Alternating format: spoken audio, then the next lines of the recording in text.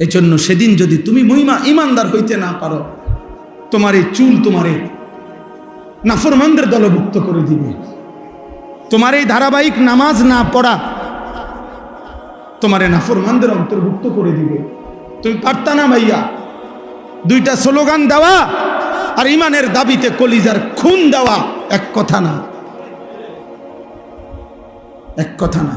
এজন্য যুবক ভাই, ছেলেরা, বাপ, তোমার আব্বা মুসলমান, তোমার মা মুসলমান, তোমার রক্তে ইসলাম। তুমি তোমার ধর্মের সাথে এত বড় জুলুম করো না। তুমি তোমার আল্লাহকে ভুলে যেও না, তুমি তোমার রসুলকে ভুলে যেও না। নবী বলবে, উম্মত আমি সেই নবী, 23টা বছর উম্মত আমি বিছানায় গাও লাগাইছি, যে দূর উম্মতের ফিকিরে দাঁড়িয়েছিলাম তার চাইতে কোটি গুণ বেশি। আমি শুইছি কম উম্মত, আমি কাঁদছি বেশি। এমনও দিন গেছে, আম্মা জান আয়েশা বলছে, হাদিসের মধ্যে আছে, আম্মা জান আয়েশা বলছেন রাদিয়াল্লাহু তাআলা আনহা, নবীজির স্ত্রী বলছেন, আমি নিজ চোখে দেখছি এশার নামাজের পরে নবী আয়েশা শুইছে, আমার পাশে শুইছে।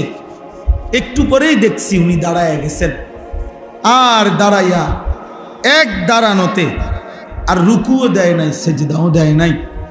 হযরত আয়েশা বলেন, আমি দেখলাম এক দাঁড়ানোতে চোখের পানি ফেলতেছেন আর উম্মতের জন্য কাঁদতেছেন আর আল্লাহর কাছে দোয়াই করতেছিলেন।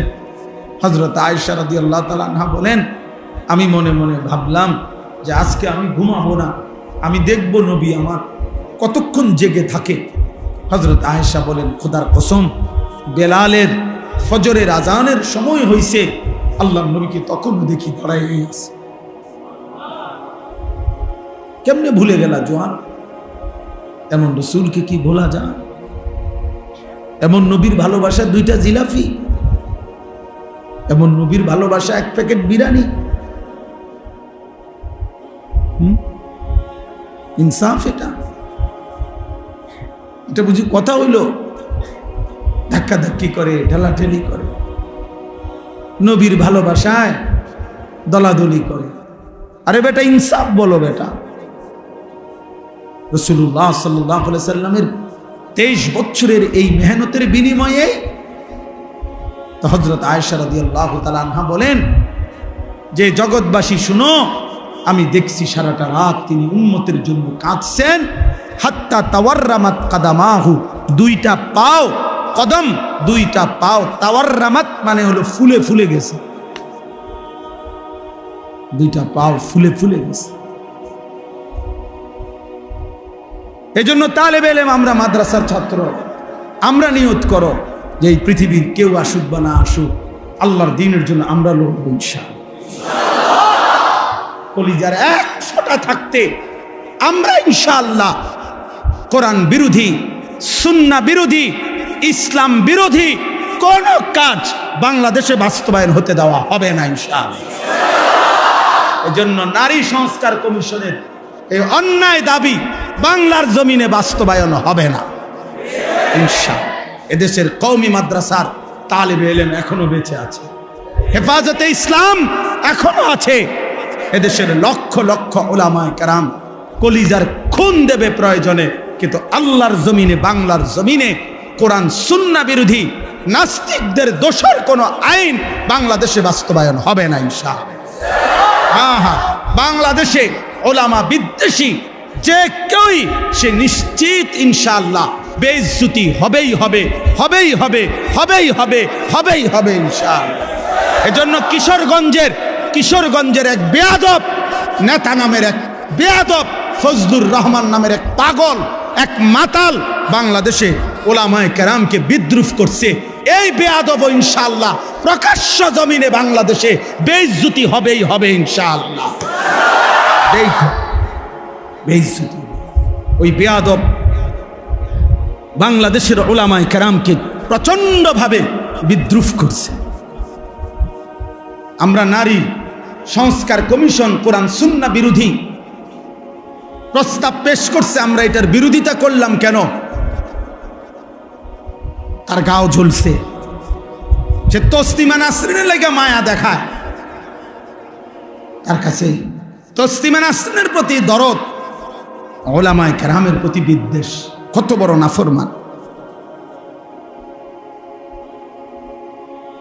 এই জন্য যুবক ভাই, আমার কথা আমি লম্বা করব না, আমি এটা বুঝাইতে চাই যে আল্লাহর নবী সাল্লাল্লাহু আলাইহি ওয়াসাল্লাম অনেক কষ্ট করে 23টা বছর নবীজি সাল্লাল্লাহু আলাইহি সাল্লাম হাসরের ময়দানে নবীজি উম্মতের আমলনামা দেখবে। ভাইয়া, আমলনামা দেখবে, নবীজি দেখবে। ফাকাইফা ইদা জিনা মিন কুল্লি উম্মাতিন বিশাহিদ ওয়া জিনা বিকা আলা হাউলা'i শাহীদা। এই আয়াতের তাফসীরের মধ্যে আছে সূরা নিসা। নবী সাল্লাল্লাহু আলাইহি ওয়াসাল্লামের সামনেও উম্মতের আমলনামা উন্মোচিত হবে, নবীজি দেখবেন, তোমারও আমারও। তো নবী যখন দেখবেন, আহা, আমার উম্মত সেই উম্মত যার আমলনামার মধ্যে 365 দিনের এক বছরে কোনো দিন ফজরের নামাজ পড়ে নাই। আল্লাহর নবী বলবেন, উম্মত, এটা কি আমলনামা? আমার 23 বছরের চোখের পানি, আমার তায়েফের রক্ত, আমার দান দান শহীদ করা উহুদের রক্ত, আমি ক্ষুধার কষ্টে পেটে 2টা পাথর বাঁধছিলাম, আমি রক্তের উপরে উহুদের প্রান্তরে গড়াগড়ি খাইছিলাম, তাইলে আমার এই রক্ত, চোখের পানি, ক্ষুধার কষ্টের বিনিময়ে এই আমলনামা? দিন রাত নারী, ছবি, মদ, জুয়া, জিনা, ব্যভিচার, সুদ, ঘুষ, হারাম উপার্জন, এর জন্য আমার এত কান্না? বলো ভাই, কি জবাব হবে? বাবারা বলেন, কি জবাব দেবেন? 30 বছর যিনি সুদ খাইতেছেন, আপনি কেমনে দাঁড়াবেন? 30 বছর ধরে, 60 বছর ধরে যিনি বিড়ি সিগারেট খান, আপনি নবীজির সামনে কেমনে দাঁড়াবেন? 60 বছর বয়সেও যারা রঙিন টেলিভিশনে নাচ গান দেখেন, আপনি কেমনে দাঁড়াবেন? কি বলবেন? এই বলেন না, কি বলবেন বলেন? আজকে 20 বছর 25 বছর ধরে যার স্ত্রী বেপর্দা, আপনি স্বামী, মুসলমান স্বামী, কেমনে আল্লাহর সামনে দাঁড়াবেন? যার ছেলেটা 18 বছর 20 বছর, আপনি জীবিত বাপ, বাপ জীবিত থাকতে, মা জীবিত থাকতে ছেলেটা কোনোদিন ফজরের নামাজ পড়ে না, একটা হাইওয়ান জানোয়ারের মতো ঘুমায় থাকে। আহা, ওই বাপ কি বলবে আল্লাহ? আলিয়া হজরতের জবানে ছোটবেলায় ছাত্র জীবনে কুমিল্লা চক বাজারে একটা মার্কেটের সামনে মাহফিল হয়েছে, ওইখানে ওনার মুখে এই সূরা কাউসারের ওয়াজ শুনছি ছাত্র জীবন। তো আল্লাহ তাআলা বললেন যে, বন্ধু, আমি আপনাকে হাউজে কাউসার দান করলাম, সেটা শ্রেষ্ঠতম একটা জান্নাতের নহর। নবীজি বলেন, আমার উম্মতকে আমি সেখান থেকে পানি পান করাবো। হাউজে কাউসারের পারে এত বেশি পরিমাণ পাত্র থাকবে, গ্লাস, পেয়ালা, নবীজি বলেন আসমানের তারকার চাইতেও বেশি। তো আল্লাহ নবী সাল্লাল্লাহু আলাইহি সাল্লাম বলেন, আমি আমার উম্মতকে পান করাবো, কিন্তু ফেরেশতারা, আহা, আমার বহু উম্মতকে ফেরেশতারা বাধাগ্রস্ত করবে, মানে আটকাইয়া দিবে লাইনে, পথেই। তা আমি দেখব আমার উম্মতকে ফেরেশতা আটকাইয়া দিছে। খোদার কসম বাপ, এই যেই হাদিসে হাউজে কাউসারের কথা, ওই হাদিসেই এটা আছে। নবীজি বলেন, আমি তখন ফেরেশতাদেরকে ডাক দিয়ে বলবো, ফেরেশতারা, ও তো আমার উম্মত, পরে বাধা দিলা কেন? তখন ফেরেশতারা বলবে যে, ইয়া রাসূলুল্লাহ, আপনি জানেন না, ইন্নাকা লা তাদরি মা আহদাসু বা'দাক, আপনার পরে এরা কি করেছে? আপনার দিন বিকৃত করে দিয়েছে, আপনার 23 বছর ভুলে গেছে, আপনার সুন্নাত, আপনার জিন্দেগি, আপনার চেহারা, আপনার আখলাক, আপনার সিরাত, আপনার সুরাত, সব কিছু তারা উল্টা করে ফেলেছে, বিরোধিতা করেছে, এর উল্টা করেছে, নিজের মন মতো জিন্দেগি চালাইছে। এই জন্য আমরা বাধা দিলাম। তো আল্লাহর নবী বলবেন, সোহকান সোহকান লিমান গায়্যারা বাদি, দূর হবে ঈমান, যা নাফরমান উম্মত, বের হ, তোদের জন্য আমি 23 বছর কাঁদছি, বিনিময়ে 23 বছর কাইন্দাও যেহেতু তোদের মন গলাইতে পারলাম না, তো আজকে যা, দূর হ, আমার সুপারিশও লাগবে না, হাউজে কাউসারেরও পানি লাগবে না, যা যা বেটা সব।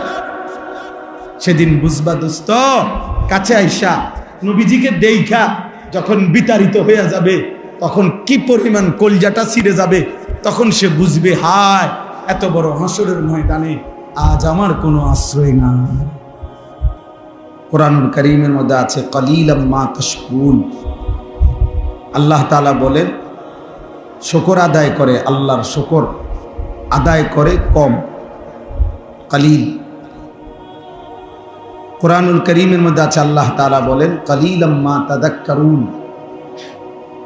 আল্লাহ তাআলার কথা থেকে উপদেশ গ্রহণ করে কম, কলিল। আল্লাহ তাআলা বলেন ওয়া কলিলুম মিন ইবাদিয়াশ শাকুর। আমার শুকরকারী বান্দা পরিমাণে কম, কলিল। এরকম বহু আয়াত আছে কোরআন শরীফ। কাম মিন ফিআতিন কলিলাতিন গালাবাত ফিআতান কাসীরা। আল্লাহ তাআলা বলেন কম সংখ্যক বহু বিজয় লাভ করে বহু সংখ্যকের উপর। তাহলে কমের প্রশংসা করছেন না। ইন ইয়াকুম মিনকুম 20 সাবিরুন ইয়াগলিবু মিআতাইন। আল্লাহ তাআলা বলেন ঈমান আমলের উপরে মজবুত মুমিন যদি হয় 20 জন, তো কাফের মুশরিক দুশমন 200 জনের মোকাবেলা বিজয় লাভ করে। তাহলে 20 জন কম, কমের প্রশংসা করছেন আল্লাহ। এই জন্য কম কিংবা বেশি এটা মূল বিষয় না। বেশি লোক হইলে সফল, কম হইলে ব্যর্থ, এরকম কথা কোরআন সুন্নাতে নাই, এমন কথা না। কোরআন শরীফে আছে সূরা ইয়াসিনের মধ্যে তিনজন রাসূল একটি অঞ্চলে আমাদের নবীজির আগে একটি এলাকায় মানুষকে ইমানের দাওয়াত দিছে, কালেমার দাওয়াত, আল্লাহর দিকে ফেরাবার চেষ্টা করছে। তো তিনজন রাসূলের দাওয়াতে ইমানদার হইছে ওনাদের পুরা মেহনতে একজন। মুমিন হইছে কয়জন? একজন। ওয়াজা মিন আকসাল মদিনাতে রাজুল, একজন। তাইলে রাসূল তিনজন। ফাআযাজনা বিসালিসিন ফাকালু ইন্না ইলাইকুম মুরসালুন। তিনজনের ধারাবাহিক মেহনতে ওনাদের উপরে অনুসারী হয়েছে একজন। হাদিসের মধ্যে আছে আল্লাহর নবী সাল্লাল্লাহু আলাইহি ওয়াসাল্লাম বলেছেন ফাওয়াল্লাহি লা আন ইয়াহদিয়াল্লাহু বিকা রাজুলান ওয়াহিদান খায়রুন লাকা মিন হুমুরিন নাআম। আল্লাহর কসম, তোমার দ্বারা একজন ব্যক্তি আল্লাহর পথ পাওয়া, হেদায়েত পাওয়া, নবীজি বলেন গোটা আরবের সমস্ত দামি উট লাল চিহ্ন বিশিষ্ট তোমারে হাদিয়া দেওয়া, উপঢৌকন দেওয়া, তার চাইতো কোটি গুণে উত্তম। কয়জন ব্যক্তি? রাজুলান ওয়াহিদা, একজন। এজন্য এক মানুষের ফিকিরেও আল্লাহর কথা বলা দরকার। একজনের ফিকির, একজনই বদলাবে। আমি একজনের জন্যই 30 বছর মেহনত করব, একজনের জন্যই 10 বছর মেহনত করব। হাদিসের মধ্যে আছে আল্লাহর নবী সাল্লাল্লাহু আলাইহি সাল্লাম বলেন হাসরের ময়দানে এমন নবীও দাঁড়াবে যেই নবীর সাথে তার ইমানদার উম্মত হবে 3 জন। এমন নবীও দাঁড়াবে যার সাথে ইমানদার উম্মত হবে 2 জন, ইসনান। এমন নবীও দাঁড়াবে যার সাথে তার ইমানদার উম্মত মাআহু ওয়াহিদ, একজন। এমন নবীও দাঁড়াবে হাসরের ময়দানে যার সাথে তার ইমানদার উম্মত একজন, লাইসা মাআহু আহাদ, কেউ নেই ওনার সাথে, কেউ ইমান আনে নাই। তাহলে ওনারা ব্যর্থ, কথা বলে। তাহলে এখানে সংখ্যা বিষয় না, বাস এতে কোনো নির্বাচনী জনসভা না, এটা আল্লাহর কথা বলা, আখিরাতের ফিকির করা, জিন্দেগি সুন্দর করার চেষ্টা করা। এখানে জনপ্রিয়তা কোনো বিষয় না। সবাই চিনলে সফল, সবাই না চিনলে ব্যর্থ, এ কথা কোরআন সুন্নাতে নাই। বুঝেন নাই? এটা জরুরি, সবাই চিনতে হবে, জরুরি।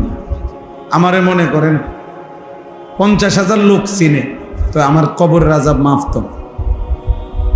তো আল্লাহ বলেছে। তো লাভ হলো কি? আমার 50 লাখ লোক চিনে, তো আমার কবর রাজা মাপ। এই জন্য এটা জরুরি। আবার মনে করেন আমার একারে 50 লাখ লোক চিনে, তো এতে আপনার লাভ না, আমারে না চিনে। বুঝেন? নিজের ভাবনা ভাবা উচিত। গত কয়েকদিন আগে এক লোক আমার এই কথাটা বলছে যে হুজুর, আমি আপনার এই এক কথা আমার দিলে লাগছে যে সবাই আমাদের চিনলে, আমাদের না চিনছে, আমার লাভ। আমারও তো বক্তব্য, তোমার লাভ কি বেটা? আমারে মনে করেন সারা বাংলাদেশ চিনে, তো তোমার লাভ কি? এতে তো তোমার কোনো ফায়দা নেই। এই জন্য দোস্ত, নওজোয়ান ভাই, তোমাদের কাছে বলি, এটা বুঝতে শিখো, এটা বুঝতে শিখো। আমাদের এই ইসলাহি মজলিস মূল ফিকির হলো আত্ম উপলব্ধি, ইসলাহে নফস, নিজের সংশোধন, আমার ঈমান, আমার আমল, আমার আখিরাত, আমার আখলাক, এটা ফিকির করা, এটা খুব ভাবা দরকার। কোরআনুল কারীমের মধ্যে আছে, ইয়া আইয়ুহাল্লাযীনা আমানু আলাইকুম আনফুসাকুম। আল্লাহ তাআলা বলেন, হে ঈমানদারগণ, আলাইকুম আনফুসাকুম, তোমরা প্রত্যেকেই নিজেকে আঁকড়িয়ে ধরো। আলজিমু, নিজেকে আঁকড়িয়ে ধরো, নিজেকে গড়ে তোলো।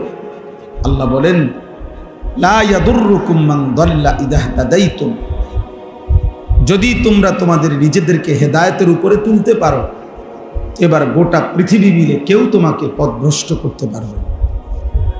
আমার কলিজার ভিতরে যখন আল্লাহর ভয় ঢুকবে, আমি যখন বুঝবো যে এটা হারাম, এবার গোটা পৃথিবী ল্যাংটা হইয়া নাচুক, আমি তাকাবো না। গোটা পৃথিবী হারামের মধ্যে ডুবে থাকুক, আমি থাকব। মনে করেন আমরা 5 ভাই 3 বোন, তাহলে আমরা 8 জন ভাই বোন কুমিল্লা শহরে একবার মেইন টাউনে আমরা বড় হয়েছি। আমার আব্বা কুমিল্লা শহরের প্রাণ কেন্দ্রে একটা মসজিদে ইমামতি করতেন, প্রাইমারি স্কুলে মাস্টারি করতেন।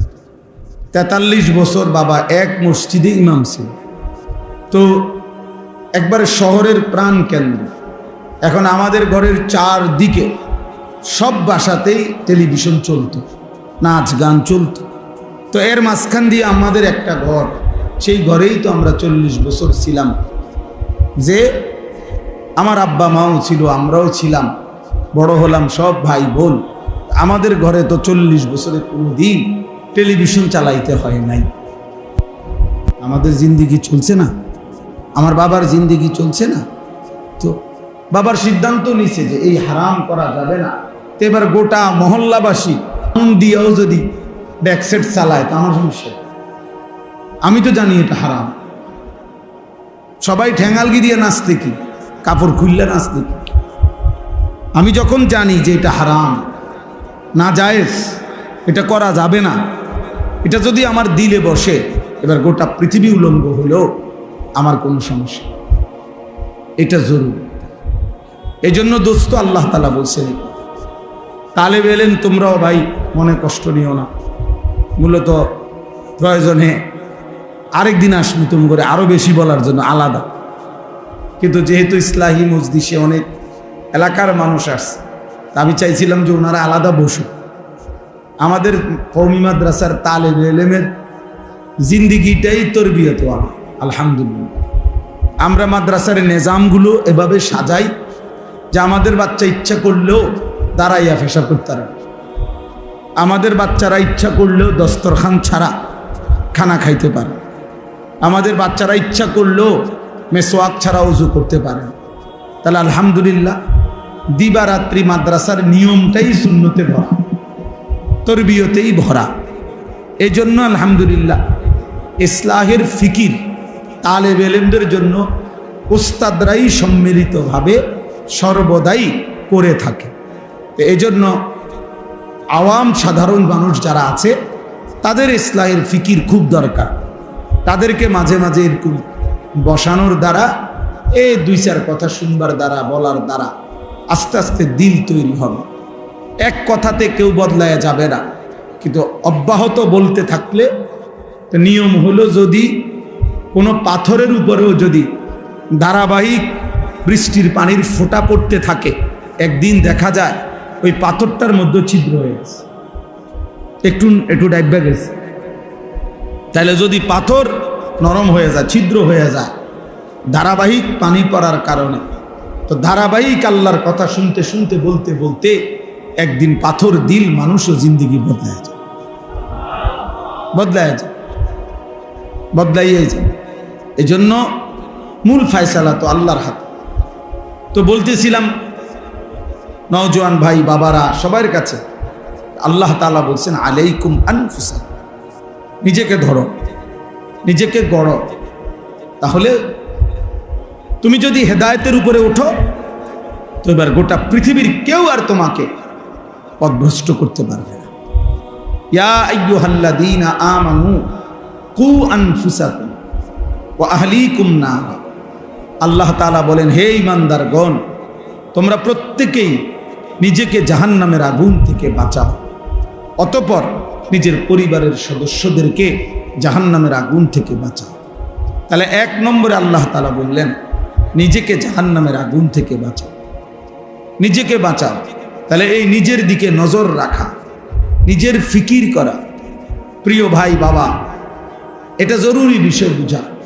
এতটুকু বিবেক যে আমার ভালো, আমি আনিসুর রহমান, আমার ভালো কোনটা, আমার কল্যাণ কিসে, আমার কামিয়াবি কিসের মধ্যে, কি করলে আমার সফলতা, কি করলে আমার ব্যর্থতা, আমার কি করা উচিত, আমার কি করা অনুচিত, কি করলে আমার আল্লাহ রাজি, কি করলে আমার আল্লাহ নারাজি। নিজের জন্য এদ্দুর যে বোঝে না, তার মতো পাগল মাতাল তার সিরা কোনো মানুষ হইতে পারে। তাই তো তুই বেটা পুরাই পাগল, বেটা মাতাল, তুই নিজের ভালোই বুঝলা না, এদ্দুরও কি মানুষ বুঝে না? তোমার এই সারা রাত নারী দেখা, ছবি দেখা, মোবাইলে উলঙ্গ দৃশ্য দেখা, এটা যে তোমার জাহান্নামের আগুনের দিকে নিয়ে যাচ্ছে, বেওকুফ, এটাও বোঝো না? তোমার এই প্রতিদিনের বেনামাজি থাকা, প্রতিদিন আল্লাহকে সেজদা না করা, কোনোদিনও ফজরের নামাজ না পড়া, এটা যে তোমার জাহান্নামের দিকে নিয়ে যাচ্ছে, এদ্দুর বুঝাও বুঝো না?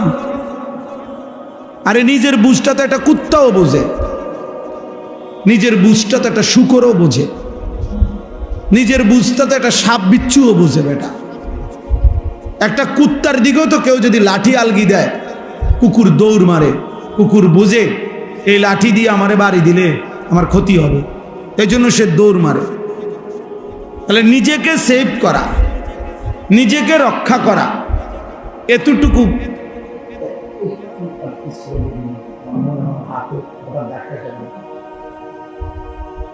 জি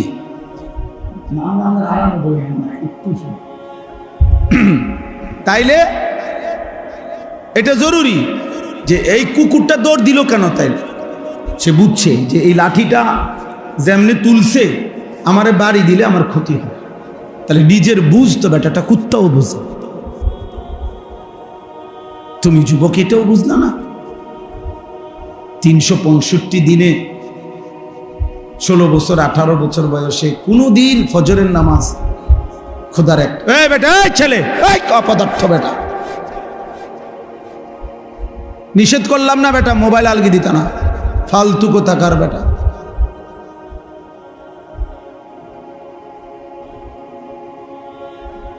সাবধান, আমি ছেড়ে দই না মানুষ না। আমি বললাম না বিয়ে দরকার হলে আর কোনোদিন বলবো না, কিন্তু একদিন বলছি, একবার বলছি, একবার বুঝ করেই বল। খামখেয়ালির এক জিন্দিগি বানায় নিছি আমরা বিয়ে। নওজোয়ান ছেলে তোমরা, মাত্র 16 বছর বয়স, 14 বছর বয়স, 18 বছর বয়স, বাবা এই এত অল্প বয়সে যদি আল্লাহকে মোটেই মনে না পড়ে, 18 বছর হয়েছে না বেটা তোর, তুই যদি এখনই এক ওয়াক্ত নামাজ না পড়স, তাইলে বাকি জিন্দিগি জানোয়ার তুই করবি কি বেটা?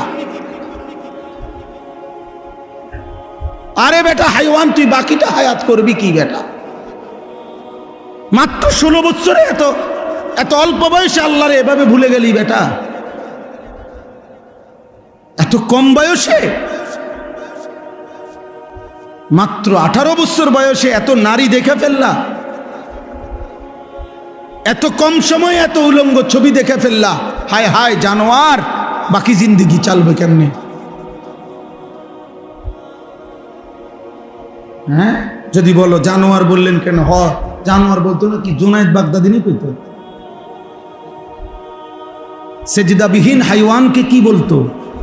কথা বলেন না কেন? মনের ইচ্ছা মতো যে চলে, মনের চাহিদা মতো যে চলে, তাকে কোরআন কি বলছে? তাই তো, তাকে কোরআন বলছে জানোয়ার। আমি বলবো না কেন? আরাআইতা মানিত্তাখাযা ইলাহাহু হাওয়াহু আফা আনতা তাকুনু আলাইহি ওয়াকিলা আম তাহসাবু আন্না আকসারাহুম ইয়াসমাউনা আও ইয়াকিলুন ইনহুম ইল্লা কাল আনআম। আল্লাহ বলছে মনের চাহিদা মতো যে চলে বন্ধু, আমি আল্লাহ বলে দিলাম তার পরিচয় আর কিছুই নয়। ইন নাফিয়া, ইল্লা ইস্তেসনা। নফি ইস্তেসনা হসর বুঝায়, সীমাবদ্ধ, অর্থাৎ তার পরিচয় আর কিছুই নয়, আর কিছুই নয়, শুধুই আনআম, শুধুই চতুষ্পদ জন্তু, শুধুই জানোয়ার, শুধুই জানোয়ার, শুধুই জানোয়ার। তাহলে তুমি কার সিদ্ধান্তে চুল এমনে রাখলা? তোমার খেয়াল। তুমি কার সিদ্ধান্তে এক ওয়াক্ত নামাজ পড়ো না? তোমার মনের ইচ্ছা। তুমি কার সিদ্ধান্তে নারী দেখো, ছবি দেখো, উলঙ্গ দৃশ্য দেখো? তোমার মন চাইছে। তো এটারই তো কয় জানোয়ার। আল্লাহ তাআলা তো এরই জানোয়ার বলছে, যে তার মনের ইচ্ছা মতো চলে, যার মনের ইচ্ছা তার খোদা। বলো যুবক, বলো বাপ, তোমার কোনো সৃষ্টিকর্তা আছে? থাকলে তিনি তোমাকে কিছু করতে বলে নাই? কোরআনুল কারীমের মধ্যে আরো সাংঘাতিক কথা আছে। সূরা আরাফের মধ্যে আছে ওয়াত্তাবা হাওয়াহু ফামাসালুহু কামাসালিল কাল। আমি প্রতিদিন এই আয়াত নাকি মৌলানা ডেইলি একবার হলো বলি। আল্লাহ কোরআনে বলছেন ওয়াত্তাবা হাওয়াহু, সে তার মনের চাহিদার অনুসরণ করেছে। আল্লাহ বলেন অতএব ফামাসালুহু, তার উদাহরণ কামাসালিল কাল, কুত্তার মতো। বুঝছো বাবা? মনের ইচ্ছা মতো যে চলে, খোদার কসম আল্লাহ তার উদাহরণ দিছে কি কামাসালিল। তা বলেন অর্থ কি? বলেন কালবুন অর্থ কি? কুত্তা বেটা, কোনো ভিন্ন অর্থ নাই। এমন না যে আরো দুইটা অর্থ আছে, এটা বালাটা কইলাম, এমন তো ভিন্ন অর্থও নাই। কালবুনের অর্থ আরেকটা অর্থ আছে না? নাই তো। কালবুনের অর্থ তো সিংহ না, কুকুর। আল্লাহ বলেন ফামাসালুহু, এক বেঈমানের উদাহরণ দিতে গিয়ে আল্লাহ বলছে যে সে তার মনের চাহিদার অনুসরণ করেছে। ওয়ালাকিন্নাহু আখলাদা ইলাল আরদ, সে এই জমিনকে স্থায়ী মনে করে নিয়েছে, যে এই পৃথিবী, এই রং তামাশা, এই ফুর্তি, এটাই তার স্থায়ী। ওয়াত্তাবা হাওয়াহু, মনের চাহিদা মতো অনুসরণ করেছে। আল্লাহ বলেন তার উদাহরণ, তার দৃষ্টান্ত কামাসালিল কাল, কুত্তার মতো। ইন তাহমিল আলাইহি ইয়ালহাস আও তাতরুকহু ইয়ালহাস। কুকুরের স্বভাব, সে যদি তারে দৌড়ানি দেয় তাইলেও হাঁফায়, সে যদি দাঁড়াইয়া থাকে স্থির তাইলেও হাঁফায়, জিব্বা লম্বা করে এমন করে। এটা কুত্তার স্বভাব। এই জন্য নাফরমান পেলেও অতৃপ্ত, না পেলেও। হাজার কোটি টাকার মালিক, তবুও তার তৃপ্তি হয় না। আবার কিচ্ছু নাই, তারও তৃপ্তি নেই। এই জন্য আমার বাপ, এটা ইসলাহী মজলিস, আমাদের প্রিয়, আমাদের শ্রদ্ধেয়। আমি আজকেও মৌলানা সাইফুল্লাহ ভাইয়ের কাছে বলতেছিলাম যে বাস্তবিক অর্থেই একেবারে কোনো রকমের লৌকিকতা ছাড়া, এ কথাই সত্য, ছোটবেলা থেকেই আমরা ছাত্র জীবনে যে মানুষটার ওয়াজ শুনতাম আমরা কুমিল্লা টমসম ব্রিজে নিচে বৈশা কুমিল্লায় বয়ান শুনতাম, কত সময় কতখানে এরকম মাটিতে বৈশা শ্রোতাদের সাথে ছোটবেলা থেকেই যার বয়ান শুনতাম, যিনি কোরআনুল কারীম তিলাওয়াত করলে পুরা মজমা একসাথে আল্লাহু আকবারের ধ্বনি দিয়ে উঠত, আহা, সেই মানুষ এখানে শুয়ে আছে, সেই মানুষ এখানে শুয়ে আছে। ছোটবেলায় আমরা যাদেরকে অনুসরণ করতাম, ভাবতাম তাকায়া তাকায়া যে হা এমন স্টেজ, কোনোদিন যদি আমরা দুইটা লাইন বলতে পারতাম, আমাদের সেই রাহবার, বিশেষ করে আমরা যারা দুই চার শব্দ আল্লাহর কথা বলা আল্লাহ তৌফিক দিছেন, আমাদের জন্য বাস্তবিক অর্থেই যিনি রাহবার ছিলেন, আমাদের সেই পরম শ্রদ্ধেয় আল্লামা হাফিজ জুবায়ের আহমদ আনসারী রহমতুল্লাহ আলাইহি। আমি আজকেও বলছি, শেষ ব্রাহ্মণবাড়িয়ার বাসায় আমি হুজুরের কাছে গেছি দেখা করতে, তো ওই সময় বাড়ির থেকে জাম পাঠাইছে বড় বড়, হুজুরের বাড়ি থেকে ওই ব্রাহ্মণবাড়িয়ার বাসায়, তা আমার হুজুরে নিজের হাতে জাম খাওয়াইছে, এরকম বড় বড় মিষ্টি খুব সুন্দর জাম। আমাদের ঢাকা বিয়াম মিলনায়তনে রাবেতাতুল ওয়াইজিনদের একটা সংগঠন হয়েছিল, এই সংগঠনে উদ্বোধনের সময় হুজুর বয়ান করছিল, আমাদেরকে ওয়াইজদের, আমিও ছিলাম, ওয়াজ বয়ান বক্তব্য দিছে, ওয়াইজিন সব বক্তারা বসছিল আমগরে হুজুরে, আমি ওই সময় হুজুরের শেষ বয়ান সরাসরি শুনছিলাম। ওই বয়ানে বলছে, আমার পুরো মনে আছে যে বক্তাদেরকে বলছে, বক্তারা আপনারা ওয়াইজ এমন ওয়াইজ হইবেন না, হুজুরে ঘটনা বলছে যে কোন জায়গায়, যে শুধুই টাকার জন্য ওয়াজ করবেন না। তো বলছে যে রাত্রেবেলা বক্তা ওয়াজ করে ওই বাড়িতে ছিল, সকালবেলা যাওয়ার সময় তারার একটা কম্বল সহ হুজুর যাইতেছে, তো তারা জিজ্ঞাসা করছে যে হুজুর আপনি যাবো কম্বল নেন গা, ও আপনার হাতিয়া গইনা চাইছি পোষায় না, এই জন্য বুঝছি, চিন্তা করছি কম্বলটাও সাথে নেই, দুটোটা মিলাইয়া যদি কিছু হয়। আমি নিজে শুনছি ওইখানে এমন বক্তা হয়ে না যে মানুষের কম্বল শুদ্ধ নেয় গা। আল্লাহ তাআলা তার খবরকে নূরে নূরে ভরপুর করে দেয়। উদাহরণ দিতেন, অবাক সুন্দর করে বুঝাইতেন, বুঝানোর এক অসাধারণ যোগ্যতা, দক্ষতা আল্লাহ তাআলা ওনাকে দিয়েছিলেন। আলহামদুলিল্লাহ, আলহামদুলিল্লাহ। আল্লাহ তাআলা তার সন্তানদেরকে, তার এই মাদ্রাসাকে, স্বপ্নের এই প্রতিষ্ঠানকে কবুল করে নেন। তো প্রিয় ভাই, আমি দিল থেকে বলছি যে বাৎসরিক মাহফিল হোক, এবছর বাৎসরিক মাহফিলের দাওয়াতের জন্য আমারে বলছিল ওনারা, কিন্তু আমার বাৎসরিক মাহফিল যেদিন, ওই দিন আমার চট্টগ্রাম হাটহাজারিতে মাহফিল, বাংলাদেশের সবচেয়ে বড় একটা মাহফিল হয় চট্টগ্রামে, 3 দিন ব্যাপী আলামিন সংস্থার মাহফিল, ওই মাহফিল ওই আমারও দাওয়াত আছে। তো এই কারণে আমি বলছি আমি থাকতে পারব না, আমি এমনিতেই একটা ইসলাহি মজলিস করেন, আমি একদিন আপনাদের এখানে যাব। পরে আমি এই ডেটটা নিজের থেকে দিছিলাম। তা আমার আজকেও কথা, আলহামদুলিল্লাহ, মুরব্বী ওলামায়ে কেরাম, মাদ্রাসার আসাতেজায়ে কেরাম সবাই আছেন, ইনশাআল্লাহ আমি দিল থেকে বলি যে এখানে যেন 3 মাসে হোক, 2 মাসে হোক, ত্রৈমাসিক হোক, একটা ইসলাহি মসজিদ, বছরে 4টা হোক, প্রয়োজনে 3টা ইসলাহি মসজিদ হইল, একটা বাৎসরিক মাহফিল হইল, এইভাবে যেন ধারাবাহিকভাবে আমাদের হুজুরের আপনার স্মরণেই যেন এখানে যিনি সারা জীবন আল্লাহর কথা বলছেন, তার এই মাদ্রাসা মসজিদ থেকে যেন নিয়মিত আল্লাহর কথা, দ্বীনি বয়ানাত, এখান থেকে যেন ইসলাহি মজলিসটা ধারাবাহিক হয়। আমি ইনশাআল্লাহ, আমি নিজেও সুযোগ দেওয়ার চেষ্টা, আমার আল্লাহ তৌফিক দিলে আমিও চেষ্টা করব। আরও ওলামায়ে কেরামও আসবে ইনশাআল্লাহ। নওজোয়ান ভাই, তোমরা সবাই মিলে খোঁজ খবর নিবা এবং আন্তরিকভাবে সহযোগিতা করবা, যেন এইখানে একটা ধারাবাহিক ইসলাহি মজলিস চালু হয়। ঠিক আছে ইনশাআল্লাহ? সবাই রাজি ইনশাআল্লাহ? আল্লাহ তাআলা আমাদের সবাইকে তৌফিক দান করেন। তাইলে আমি অনেক শক্ত কথা বলে ফেললাম, শুরুতে ধমক দিলাম।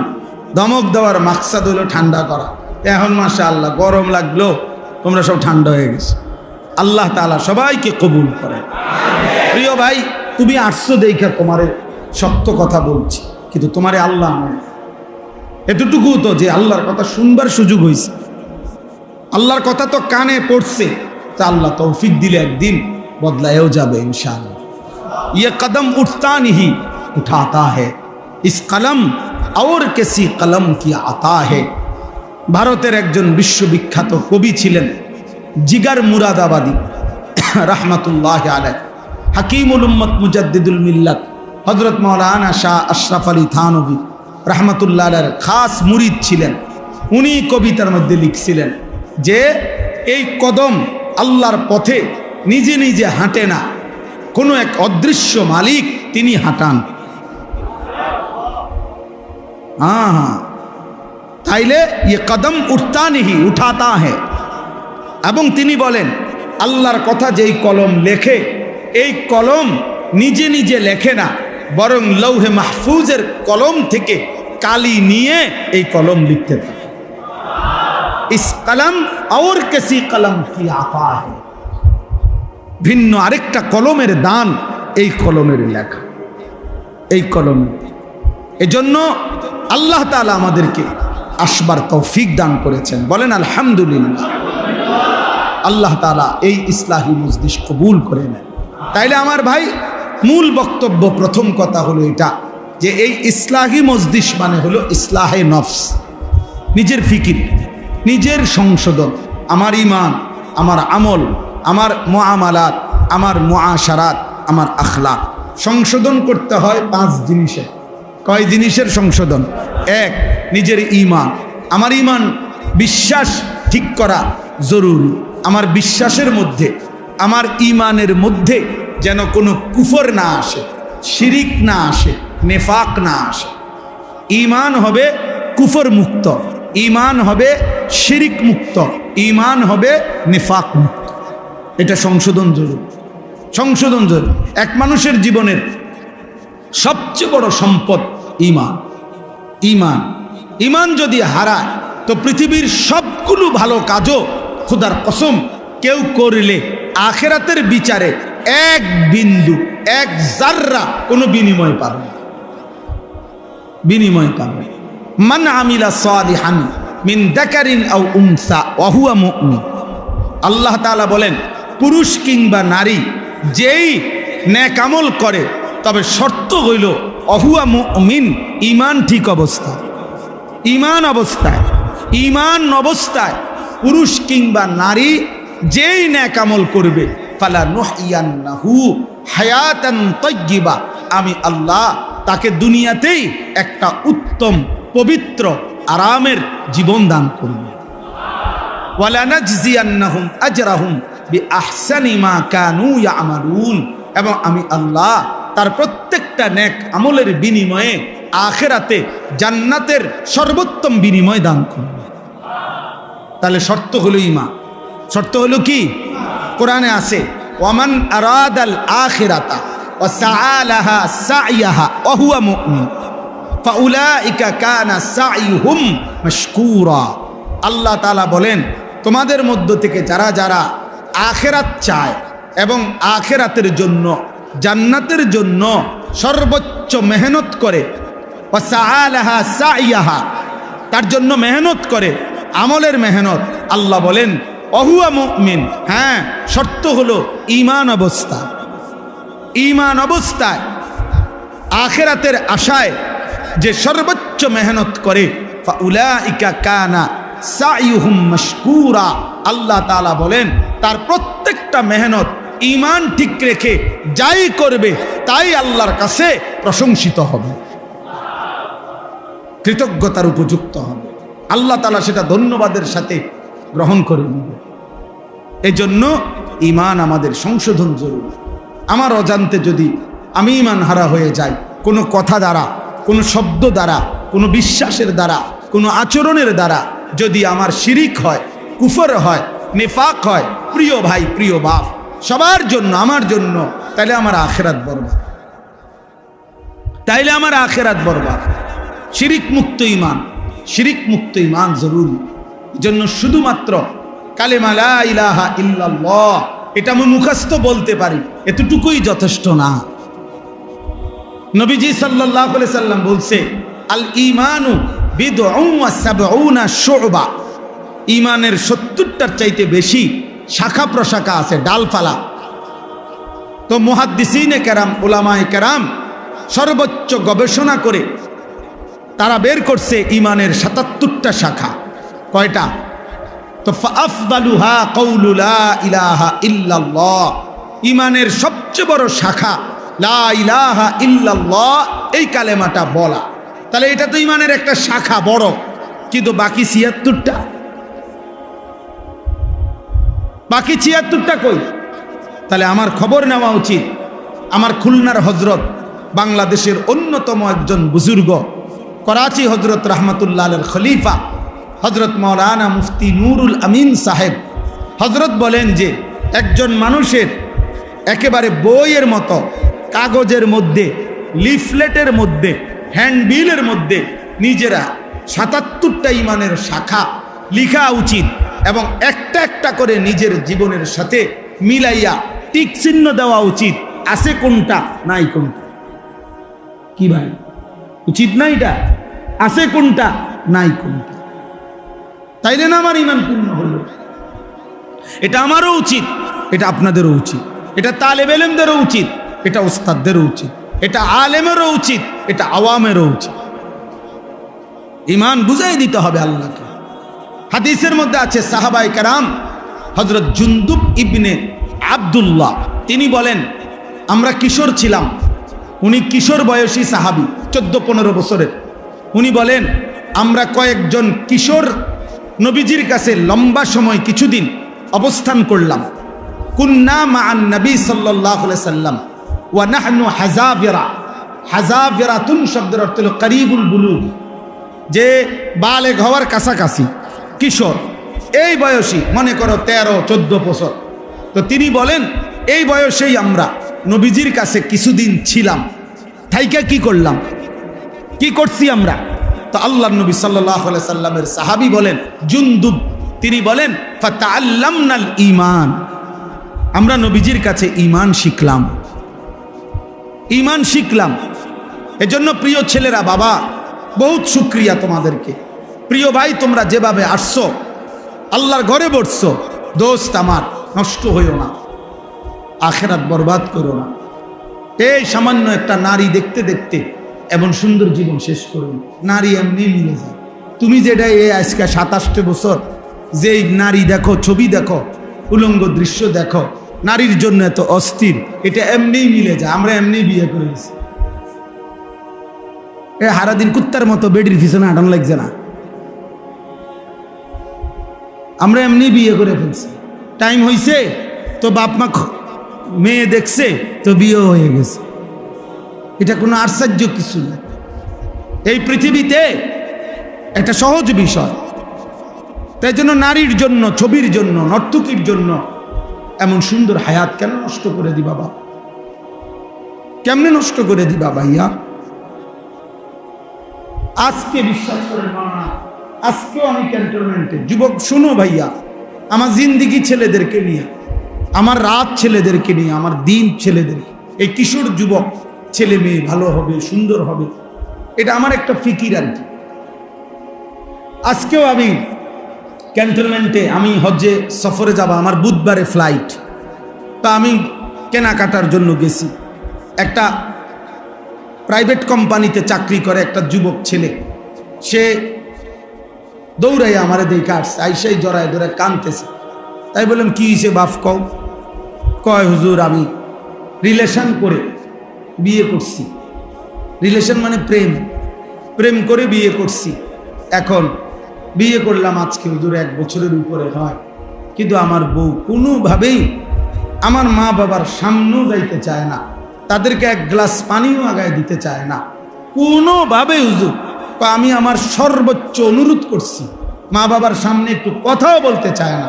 কয় যে সে কোনোভাবেই তার এক বক্তব্য যে সে আমার এই গোলামি করতে পারবে না, সে আমার এটারে গোলামি কর, এটা নাকি গোলামি করা। এখন আমি কি করবো হুজুর? আমি কিছুই বুঝতেছি না। রাগ করে একদিন তালাক দিয়ে ফেলছি। এরপরে এখন আবার সে বলতেছে থাকবে, এখন আসে। এখন আমি কোনো সুখ পাইতেছি না, শান্তি পাইতেছি না, কোনো উন্নতি পাইতেছি না। তা আমি বললাম তালাকও দিলা, আবার অহন থাকো, আবার প্রেমও করলা, তোমার মা বাবারও খবর হয় না। এত সদবদর কথাগুলো জিন্দিগিটা তো একটা সদবদর বানাই লাইছ। হ্যাঁ, যে মেয়েকে তালাক দিয়েছ, এবার তার প্রতি যদি তোমার হাজার ভালোবাসাও হয়, যে মেয়েকে তুমি তালাক দিছ, এবার যদি সে রাবেয়া বসরির মতো আচরণও করে, তারপরেও তো সে তোমার জন্য হারাম। হারাম না? তাইলে এখন তুমি এটি কি ইচ্ছা করো? এখানে কাহিনী বলো কেন বাপ? বগুড়া বাড়ি। তাইলে আমি তখন তাকে বললাম যে ভাইয়া, নাম বলে দিছি যে তুমি অমুকখানে যাইবা, একজন মুফতি সাহেবের কাছ থেকে লিখিত ফতুয়া নিবা এবং খুব দ্রুত গতিতে বিচ্ছিন্ন হবে, নাইলে জীবনটা তোমার আরো ধুকে ধুকে একদিন পথের কাঙ্গাল হইয়া একদিন ভিক্ষার থালা হাতে নিয়ে নেবে। কারণ এত বড় হারাম করো না। এই জন্য ভাইয়া, তোমরা যদি আমার কাছে কেউ শুনতা, আমার জীবনে সব সময় আমার পকেটে ছেলেরা কাগজ দেয়, অনেক সময় অনেকখানে কত কিছু লেখে, আমার খাদেম যারা ওরা কত কিছু বলে। কি পরিমাণ এই হারাম সম্পর্কের কারণে প্রিয় ভাই, প্রথম তো মনে হয় ওই মেয়ে তোমারে ভালোবাসে, ওই মেয়ে তোমার সাথে প্রেম করে, সুন্দর সুন্দর কথা বলে, বিবাহের আগে তারও কোনো কিছু তোমার কাছে ভুল মনে হয় না, সেও তোমার কোনো কিছু ভুল মনে করে না। কিন্তু যেদিন থেকে বিবাহ হয়, সম্পর্ক ভালোবাসার পরে বিবাহ হয়, সেদিন থেকে দুনিয়াটা জাহান্নামের টুকরা হয়ে আছে। এজন্য দোস্ত আমার, কমপক্ষে আখেরাত তো আছেই, নিজের এই দুনিয়ার জীবনটা নষ্ট করো, নামের টুকরা হয়ে যাবে, এটা জাহান্নামের টুকরা। কোন নারীর পিছনে, ছবির পিছনে, কোন জিনা ব্যভিচারের পিছনে, মোবাইলের এই অশ্লীল ছবির পিছনে আমার প্রিয় সন্তান জিন্দেগি নষ্ট করো না। এমন হায়াত শেষ করে দিও না, এমন সুন্দর রাত আর পাবা না, এমন সুন্দর দিন আর পাইবা না, আর পাইবা না। কিশোর যৌবন এমন একটা সময়, আমার কাছে কিতাব আছে, ওই ইউসুফ ভাই এই কিতাব দিছে, গত কিছুদিন আগেও দিছে, ওইখানে লিশাবাবে ফাকাত, যুবকদের জন্য একটা আরবি কিতাব। তো এখানে লিখছে উনি যে হে যুবক, মনে রেখো, আল্লাহ বলে দিছে যে যুবক হলো বাইনা দুফাইনে, আশ-শাবাবু বাইনা দুফাইন। একজন যুবক, একজন কিশোর, সে হলো দুই দুর্বলতার মাঝখানে। অর্থাৎ আল্লাহুল্লাযী খালাকাকুম মিন দুফিন, আল্লাহ বলেন আমি মানুষকে সৃষ্টি করেছি দুর্বল অবস্থায়। যখন সে শিশু তখন সে দুর্বল। সুম্মা জাআলা মিন বা'দে দুফিন কুওয়াতান, অতঃপর আমি আল্লাহ সেই দুর্বলতার পরে তাকে দিয়েছি শক্তি। কুওয়াতান মানে শক্তি, কুওয়াত মানে কি? শক্তি মানে যৌবন। সুম্মা জাআলা মিন বা'দে কুওয়াতিন দুফান ওয়া শাইবা, পুনরায় আবার সেই শক্তির পরে আবার দিয়ে ফিরাইয়া দিছি দুর্বলতা এবং বৃদ্ধকালীন অবস্থা। তাইলে বৃদ্ধকালটাও দুর্বল, শিশুকালটাও দুর্বল, তাহলে শক্তি কেবল যৌবন। এজন্য তিনি বলছে হে যুবক, তোমার ওই দিকেও পার করে আসছো যেটা, সেটাও দুর্বল। তুমি সামনে যেটার মুখোমুখি হইতেছ, হয় মৃত্যু আর নাই তো বৃদ্ধ, সেটাও দুর্বল। শক্তি কেবল এখন, কাজ করলে এখনই করো, জীবন গড়লে এখনই গড়ো, নিজেকে সাজাইলে এখনই সাজাও, ভালো কিছু করলে এখনই করো, পরে আফসুস করো। একটা যুবক হলেও আমার কথা মনে রাখো, নিজেকে বদলাও, চেঞ্জ করো। এই চুল বদলাও ভাইয়া, এই মুসলমানের চুল না। হাসো না ভাই, হাসো না, হাসা উড়ায় দিও না। তোমার ভিতরে যদি রক্ত থাকে, তোমার ভিতরে যদি কালেমা থাকে, তুমি যদি কোনো মুসলমান মার দুধ খায়া থাকো, তাহলে ইহুদি ইসরায়েলের ওই কুত্তারা প্রতিদিন তোমার মাকে হত্যা করে, বোনকে হত্যা করে, তোমার এতিম ভাইকে হত্যা করে, এতিম কুলের বাচ্চাকে যারা বোমা মেরে উড়ায় দেয়, ওই কুত্তারা, ওই বেঈমানদের ডিজাইন হলো এই চুলগুলো। আল্লাহর কসম, খোদার কসম, এগুলো সব ইসরায়েলি মডেল, সরাসরি বেঈমানের মডেল, অন্য কোনো দেশেরও না, সরাসরি ইসরায়েলের। কেন? এটা দাজ্জালের মডেল। আল্লাহর নবী বলছে, এখানে মুসলিম শরীফের হাদিস, নবীজি বলছে দাজ্জালের পরিচয় শাবুন, যুবক, কাতাতুন, চুল হবে এলোমেলো। হাদিস, ইন্নাহু শাবুন কাতাতুন আ'ওয়ারুল আইন। নবীজি বলছে দাজ্জাল হবে যুবক, দাজ্জাল হবে এলোমেলো চুলওয়ালা, দাজ্জাল হবে বাম চোখ টেরা। তাইলে আল্লাহ রসুল বলছে দাজ্জালের চুলের ব্যাপারে, নালে নবী আলাদা বললেন কেন? আর একেবারে ইহুদিদের সমস্ত কিতাবে আছে, ইহুদি যারা এই ইসরায়েলের, এদের ধর্মীয় বিশ্বাস হলো দাজ্জাল খোদা। তারা, আমরা বলি দাজ্জাল, তারা উনাকেই বলে মসিহে মাউউদ, প্রতিশ্রিত যিনি আসবেন সেই মসিহ, ওরা দাজ্জালকে বলে। ওরা মনে করে উনি খোদা। এই জন্য মসজিদে আকসার এখানে উনি আসবে, মানে এই দাজ্জাল, সে এখানে বসবে, এখান থেকে ইহুদিদেরকে সাথে নিয়ে সারা পৃথিবীতে মুসলমানদেরকে হত্যা করে ইহুদি রাজত্ব কায়েম করবে। বিশ্বাস করো প্রিয় ভাই, এটা তাদের ঈমান, এটা তাদের বিশ্বাস, এটা তাদের আকীদা। এই জন্য তারা মসজিদে আকসার সীমানা ছাড়তে দেয় না। এই জন্য তারা এই জায়গাটা এইভাবে মাটি কামড়াইয়া, আজকে কয়দিন যুদ্ধ চলে জানো? ৭৭ বছর। এই ছেলে শুনছো? ৭৭ বছর। 1948 সালে প্রথম এই ইসরায়েলের এই বেঈমানদের সাথে ফিলিস্তিনের মুসলমানের যুদ্ধ শুরু হয়েছে। 48 ইংরেজিতে, আজকে 2025, ৭৭ বছর গুণা। ৭৭ বছরেও তাদেরও ব্যাপক ক্ষয়ক্ষতি হয়েছে। এমনি মিডিয়াতে আসতে দেয় না আর কি, তারা এগুলো প্রচার করে না। তাদেরও ব্যাপক ক্ষয়ক্ষতি হয়েছে, কিন্তু তারা এই জায়গাটা ছাড়ে না। কেন ছাড়ে না? মসজিদে আকসার সীমানাটা ছাড়ে না তারা, গাজার সীমানা ছাড়তে চাচ্ছে না, ইসরায়েলের এই জমিন ছাড়ে না। কেন? কারণ তাদের বিশ্বাস আর কিছুদিন, আর কিছুদিন, আর কিছুদিন দাজ্জাল আসবে, সে বসবে এখানে, তাকে সাথে নিয়ে তারা সারা পৃথিবীতে ইহুদি রাজত্ব কায়েম করবে। এই ইসরায়েলের এক সময়কার প্রধানমন্ত্রী ঘোষণা দিছিল, মুহাম্মদের ওই মদিনা এটা আমাদের জায়গা। জানো মিয়া? হ্যাঁ, তাদের বিশ্বাস এটা। কারণ ওইখানে 3টা ইহুদি গোত্র ছিল মদিনাতে, বনু নজির, বনু কুরাইজা, বনু কাইনুকা। নবীজি সাল্লাল্লাহু আলাইহি সাল্লাম নবীজির হায়াতে যুদ্ধ করে সাহাবীদেরকে নিয়ে এই 3টা ইহুদি গোত্রকে আমাদের নবী মদিনার থেকে বিতাড়িত করছেন।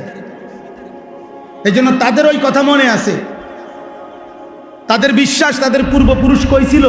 মদিনায় ছিল, এটা তাদের জায়গা, খায়বার তাদের এলাকা, তাদের দাবি। এই জন্য তারা গোটা আরব বিশ্ব বিজয়ের স্বপ্ন দেখে। তাহলে এই যুদ্ধ দোস্ত ফিলিস্তিন আর ইসরায়েলের যুদ্ধ না, এটা ঈমান এবং কুফরের যুদ্ধ। সারা পৃথিবীর মুমিন একদিকে, সারা পৃথিবীর বেঈমান একদিকে।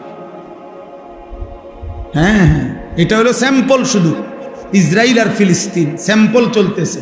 এই যুদ্ধ, এই সংগ্রামক সারা পৃথিবী ছড়াবে, সারা পৃথিবী। যেদিন ভারত পাকিস্তানকে আক্রমণের হুমকি দিছে এই কাশ্মীর ইস্যুতে, সাথে সাথে 1 ঘন্টা লাগে নাই, ইসরায়েলের কুত্তায় ওইখান থেকে ঘোষণা দিছে আমরা তোমার পাশে আছি।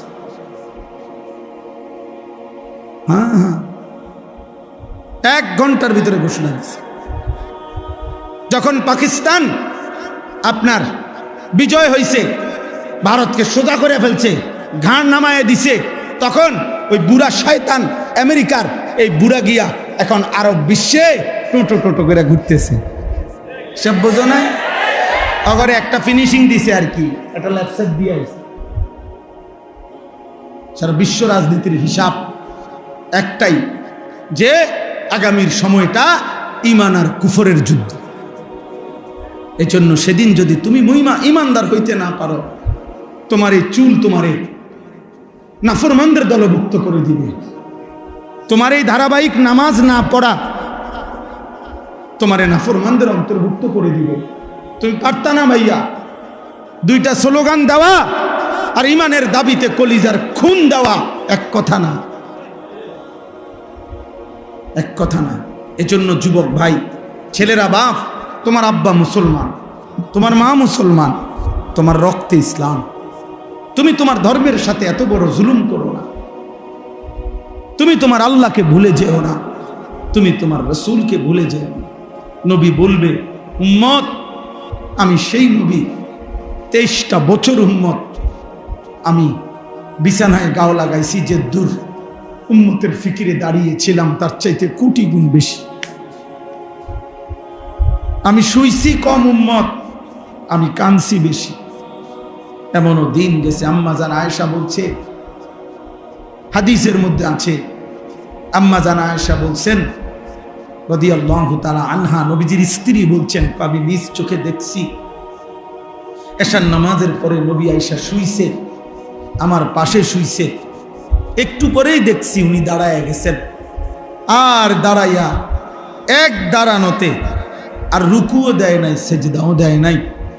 হযরত আয়েশা বলেন, আমি দেখলাম এক দাঁড়ানোতে চোখের পানি ফেলতেছেন আর উম্মতের জন্য কাঁদতেছেন আর আল্লাহর কাছে দোয়াই করতেছিলেন।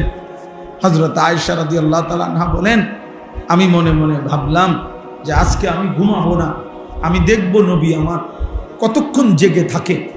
হযরত আয়েশা বলেন, খোদার কসম, বেলালের ফজরের আজানের সময় হইছে, আল্লাহর নবীকে তখনও দেখি দাঁড়ায় আছে।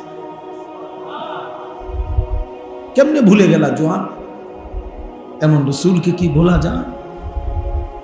এমন নবীর ভালোবাসা 2টা জিলাপি, এমন নবীর ভালোবাসা 1 প্যাকেট বিরিয়ানি।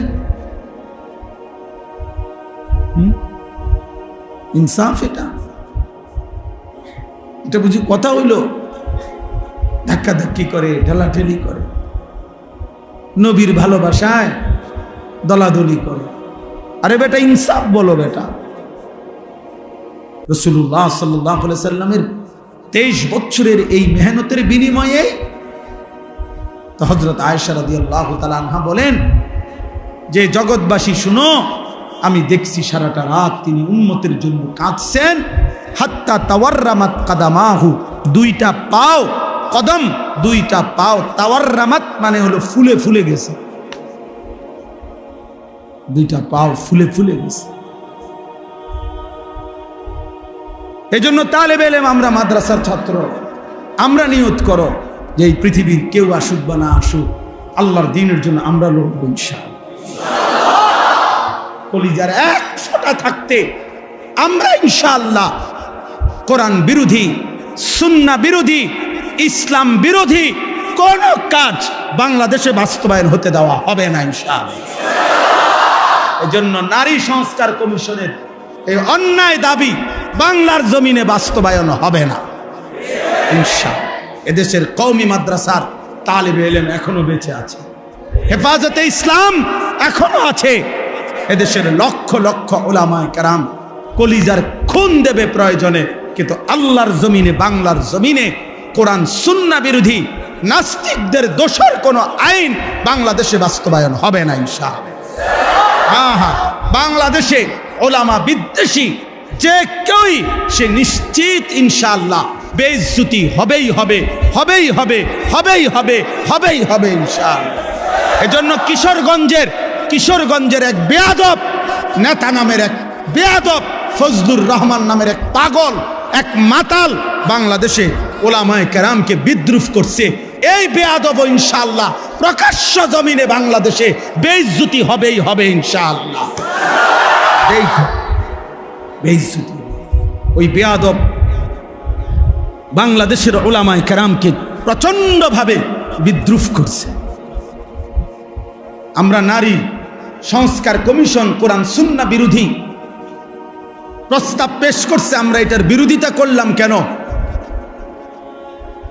তার গাও ঝুলছে, সে তসলিমা নাসরিনের লাগা মায়া দেখায়,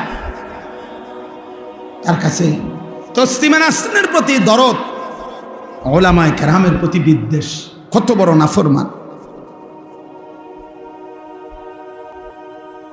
এই জন্য যুবক ভাই, আমার কথা আমি লম্বা করব না, আমি এটা বুঝাইতে চাই যে আল্লাহর নবী সাল্লাল্লাহু আলাইহি ওয়াসাল্লাম অনেক কষ্ট করে 23টা বছর নবী সাল্লাল্লাহু আলাইহি সাল্লাম হাসরের ময়দানে নবীজি উম্মতের আমলনামা দেখবে। ভাইয়া, আমলনামা দেখবে, নবীজি দেখবে।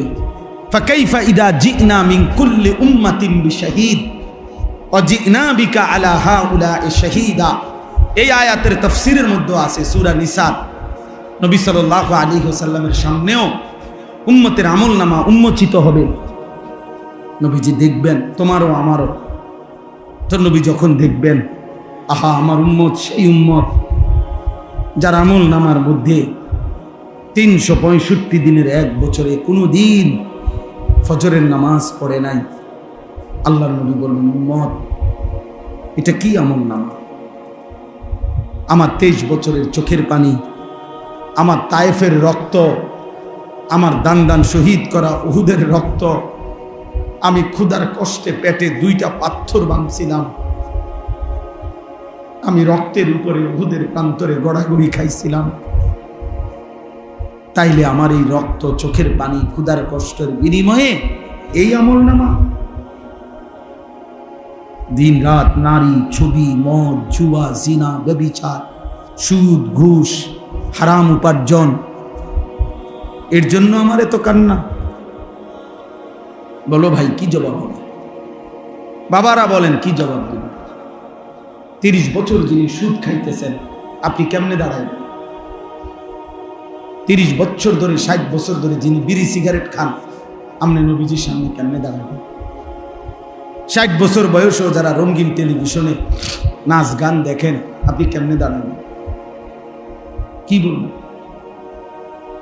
এই বলেন না, কি বলবেন বলেন? আজকে 20 বছর 25 বছর ধরে যার স্ত্রী বেপর্দা, আপনি স্বামী, মুসলমান স্বামী, কেমনে আল্লাহর সামনে দাঁড়াবেন? যার ছেলেটা 18 বছর 20 বছর, আপনি জীবিত বাপ, বাপ জীবিত থাকতে, মা জীবিত থাকতে ছেলেটা কোনোদিন ফজরের নামাজ পড়ে না, একটা হাইওয়ান জানোয়ারের মতো ঘুমায় থাকে, আহা, ওই বাপ কি বলবে আল্লাহর সামনে? কি বলবে? সংসার মানে কি? সংসার মানে খাট পালং, সংসার মানে সোফা, সংসার মানে তো স্ত্রী সন্তান। মানুষ তো সংসার বলে স্ত্রী সন্তানকে।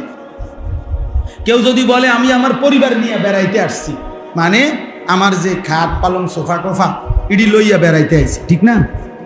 তো কি বউ বাচ্চা নিয়ে আসছি? কথা বলেন না কেন? মানুষ যখন কথায় কথায় বলে যে আমি পরিবার নিয়ে আসছি বেড়াইতে, অর্থ কি? বউ বাচ্চা নিয়ে আসছে। তাহলে পরিবার বলে কাকে? বউ বাচ্চাকে। সংসার বলে স্ত্রী সন্তানকে। তাহলে তারাই যদি নাফরমান হয়, স্ত্রী যদি পর্দানশীল না হয়, ছেলে যদি নামাজ না পড়ে, মেয়ে যদি পর্দা না করে, ফুতে যদি হারাম রোজগার করে, সবাই মিল্লা যদি আল্লাহর নাফরমানি করে, তো খাট পালং আর সোফা ফার্নিচার, টাইলস আর বাথরুম দিয়ে হবেটা কি?